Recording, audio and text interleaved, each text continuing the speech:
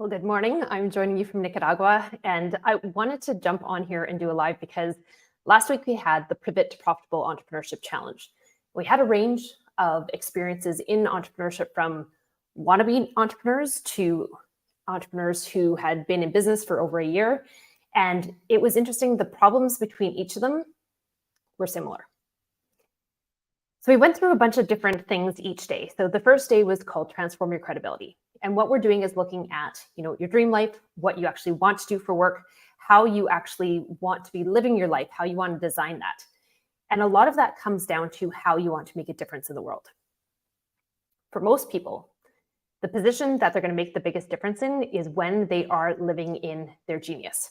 They're doing only what they're a genius at, not doing everything that their job description could require, but instead living completely in their genius. And this is when they start to really make a difference because they're passionate about it. If you're working in your genius and you love what you're a genius at, or you have become a genius because you've been more experienced and taken more training to be able to do what you're doing, I guarantee you are going to be happier in your work. And because of that, you're going to be able to make a bigger difference. But the interesting thing is, everyone in the room had genius.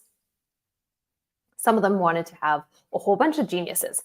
And when that happens, what happens is people don't believe that you're a genius at anything. So we have to be really careful about how we're packaging ourselves when we are going through our pivot, because we need to make sure that we are owning a genius. It doesn't mean you don't have other tools that you can use underneath it, but you need to own your genius and live into that. What happens when we try and do that, though, is we get really scared. It's really easy to go, oh my gosh, I'm leaving money on the table. I'm leaving skills on the table. And you're not. By packaging what you want to do and putting that genius to the forefront so people understand what you're really amazing at isn't leaving your skills on the table at all. You're never going to lose your skills. You're never not going to be able to use your skills. They're always going to be within you because you've been gathering all these tools along the way. And most people who I work with are 40 plus, usually 45 plus. And most of them are actually way past that. And what they have accumulated over time is a ton of experience, a ton of tools that they can be using to help their clients. And so just because you're packaging your genius and showcasing what that is so that people truly understand what you bring to the table and what you are the master at, doesn't mean that you're leaving those other skills on the table. And it doesn't mean you can't be doing other complementary work as well. But when we're trying to package ourselves to be able to pivot well, you have to fully step into that genius and own it and put that out there and commit to that singular lane. And that's scary because you're putting all your eggs in one basket, or so it feels. You're fully trying to take a leap of faith based on trusting yourself. If you're working for someone else and something goes wrong, not a big deal. When you're working for yourself and something goes wrong, it's all on you.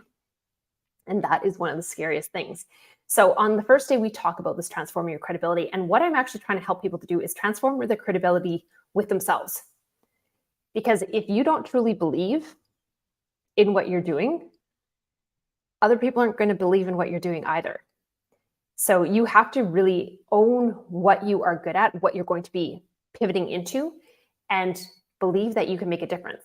Not a little difference in people's lives, but a massive difference and a replicable difference so that every time you work with someone, you can create predictable outcomes. That's where you start to really get to understand that you are a genius at something. You may know that you're probably really good at something or something comes really natural, but until you can create those regular results, it's really hard to transform your credibility with yourself. So you need to come up with a system of how you're going to do that for people so that time and time again, you can actually create results for people. So on the second day, we talk about owning your genius. So this is, again, internal. Other people may think you're a genius. People can tell you, oh, you're totally on the right path. The fact that you pivoted was the right thing, or you had to pivot, and that totally put you on a path that you're changing more lives. But until you fully own that, you're not going to believe it. You're not going to be making the income that you want. You're not going to be getting the clients that you want, and you're not going to be making the difference that you want. You truly do have to own that genius and go both feet in and believe in yourself. Some people want to borrow other people's beliefs. I've tried to lend my belief to other people, but if you don't believe it yourself, you're not going to fail. You're not going to make it in any program. You're not going to make it in your pivot. at least not to the potential that you could make it if you did actually believe in yourself. So you have to find that internal belief before you can get anyone else to really believe in you. And all those pats on the backs and accolades, if you start to flounder, they go away. So you can't rely on external people to reinforce that you are a genius. You need to internally know that you're a genius, because when you stumble, and you will, you have to have your own back. You can't expect anyone else to have your back. That's when people tend to disappear from your life and you're like, where are all these people who told me I was amazing? It kind of sucks. And it's going to happen. It happens to everybody.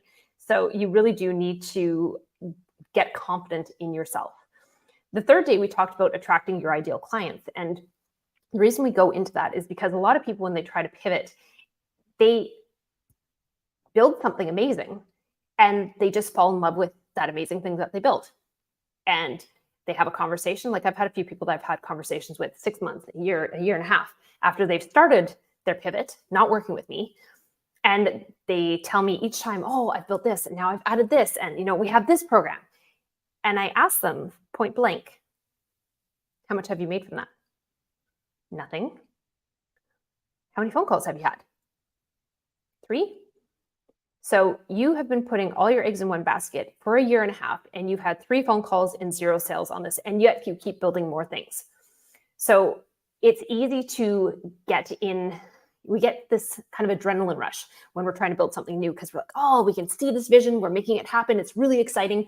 This is why serial entrepreneurs are usually adrenaline junkies, is we get really used to being on that rush of building something new. And then once it's built and it's running, then we're like, oh, okay, now what else can I build?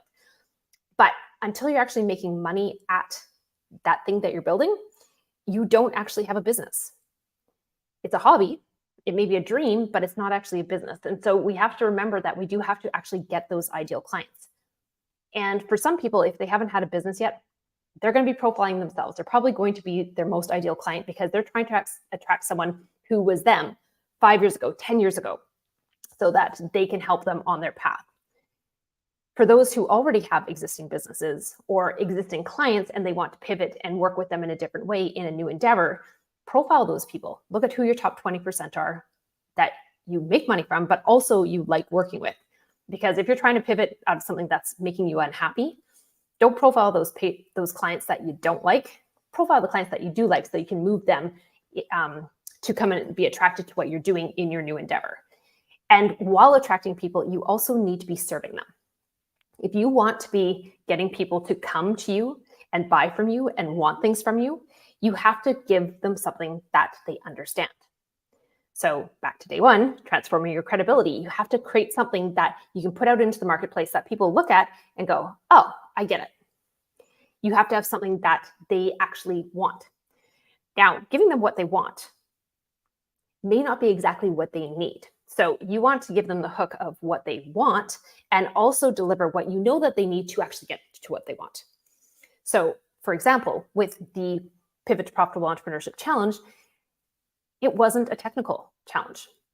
It was a challenge setting out the foundation of the mindset to be able to pivot to profitable entrepreneurship, to be able to keep scaling up as an entrepreneur. Because what is happening in here is going to dictate your results every time. It's not the technical skills. You can YouTube stuff. You can look up a whole bunch of different programs and piece together the technical stuff. But if you don't have it right up here, you're not going to get to where you want to go.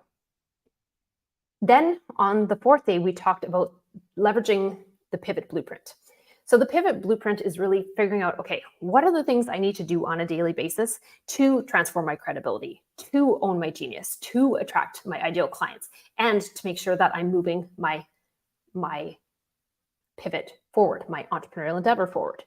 So you can't just hope that something is going to happen. You need to have a daily plan of attack so that you can actually get things moving forward. So that may mean, you spend 20 minutes a day on LinkedIn. It may mean you spend 20 minutes a day cleaning out your inbox. It may be 20 minutes a day sending out messages to ideal prospects. It may be 20 minutes a day looking at who you can get in touch with who has the same kind of clients as you do. But if you are not putting in those little tiny things every day, those tiny things accumulate to a ton. Now, a lot of people think, okay, I'm just going to do this on Friday. And then Friday comes and you get tired and you're like, I just don't want to do this. I don't feel like it. And then next Friday comes. Now you are like 10 business days behind. If you had been putting in a little bit every day, a manageable bit, so just a little chunk that you do every day, that you know, okay, when I start my day, I got to get these things out of the way before I do anything else. You will move yourself forward so fast. And it doesn't take much. But you doing a little bit more than the next person who's trying to pivot is going to get you so much farther ahead than anyone else. And it is constant. You can't expect instant results. And that was one thing that we talked about a lot, is because it takes patience. You know, when you get into a job and you got that position that you want, it's almost instant gratification. When you're pivoting and becoming an entrepreneur, especially for the first time, or you're putting a new endeavor out there for the first time, you have to kind of wait for the results to come through. And that waiting kind of sucks. It is hard on the ego. It will make you question why you're actually doing this. And one thing I always tell people is, you know, those first 90 days of putting out content consistently, not helter-skelter, but actually making a concerted and consistent effort with your content, you're going to be hurting a little bit, because you're going to be putting in all this effort and you might have crickets. You might not have any likes. You might not have any engagement.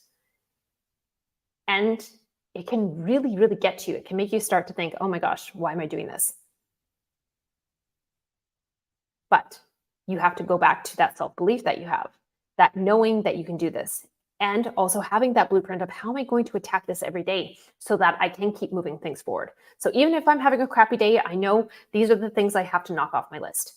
And also setting up your day so that it is your job. Now, a lot of people, what happens is they become an entrepreneur and they think, oh, I can do whatever I want with my schedule. And so, you know, suddenly they're not working certain days in a row. And then, you know, they're not getting the work done that they need to be doing. They're not doing the follow-up that they need to be doing. They're not creating the content. They're not doing the outreach. And then their pipeline dries up and they wonder why. You can't do that. You have to treat your entrepreneurial endeavor like a job, especially at the beginning, unless you're buying another company. But if you're starting something from scratch that is you, it's your genius that you're putting out there, you have to be patient. And you can't do one thing, and if it doesn't work out, you throw your arms up and go, well, I guess that failed. It doesn't work that way. Instead, you need to be developing that rhinoceros skin, that thick skin, so that if you get trolled, or you don't get the engagement, or you don't get the comments that you were hoping to get, you still know that this is the direction you're trying to go in. And you know that you want to go in that direction because you know you're going to make a difference. You know that you are going to get a result for people. You know you're going to get a result for yourself if you keep trudging in that direction, if you're putting in the right inputs. Now, you can have that dream that you want to go to and not be putting in the right inputs, and you can waste a ton of time as well. So we got to be careful with what we're actually doing in our day to make sure that we're moving things forward. And on our last day, it was called avoid failure to pivot. Actually, avoid failure to launch. Sorry about that. And the funny thing is, that was when all the little gremlins in everyone's mind came out, where they admitted, you know, when things get tough, I start to really think, should I be doing this? Does anyone want what I have to offer? Do I actually have what it takes? Do I have any business actually doing this?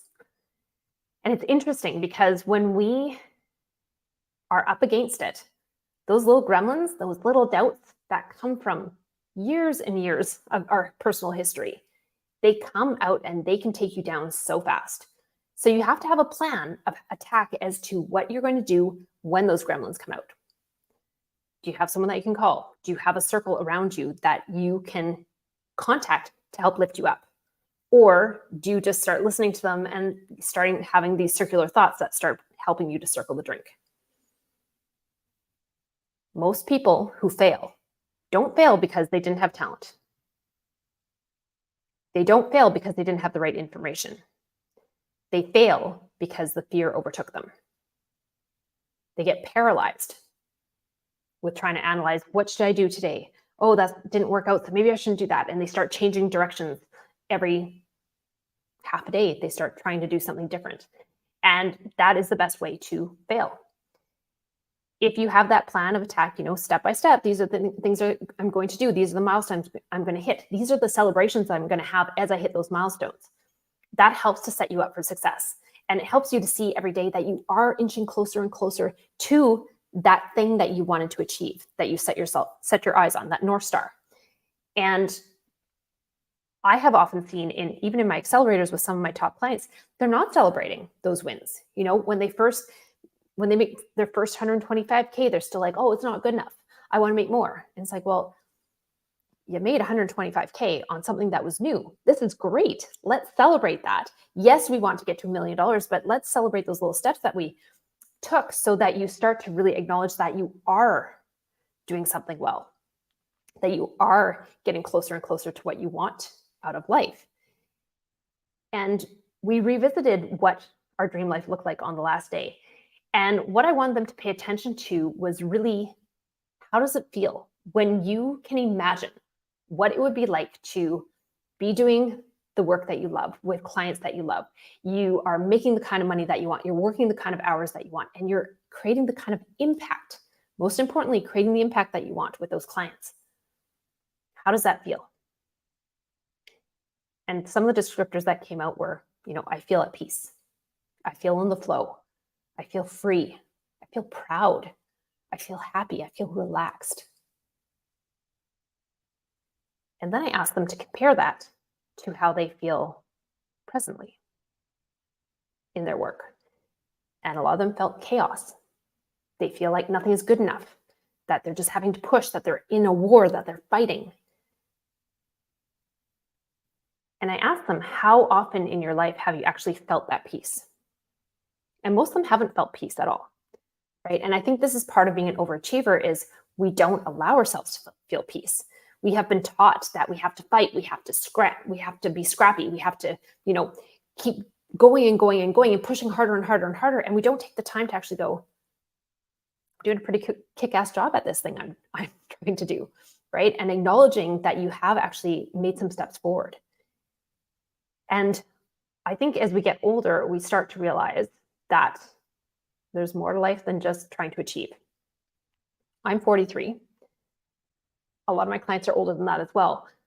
And I think in our 40s, we start to realize, things have changed. And we know that the pandemic brought a lot of enlightenment to us as well as to what we think about the world. But it has definitely, I see as people get older, they start to see what is really important. But in their professional work, we have been trained that we have to achieve, we have to climb the ladder and get to the next step. And, here's the maximum point that we can reach. And so we're always in this fight mode. But most of us aren't very creative in fight mode, right? If we have that adrenaline rush, if we feel like we're under the gun and we're trying to really get something done and we're just having to eke it out, to squeeze it out and eke out a living, it's not very fun. And when we're that stressed out, we can't relax and just let our brain imagine. I would like you to think, if you take a long weekend, what happens on a long weekend? Or if you take a vacation away from work, what happens during that time?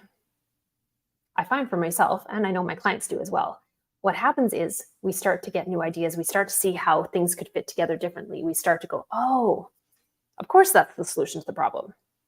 But when we were so stressed out, pushing so hard, we couldn't actually achieve that.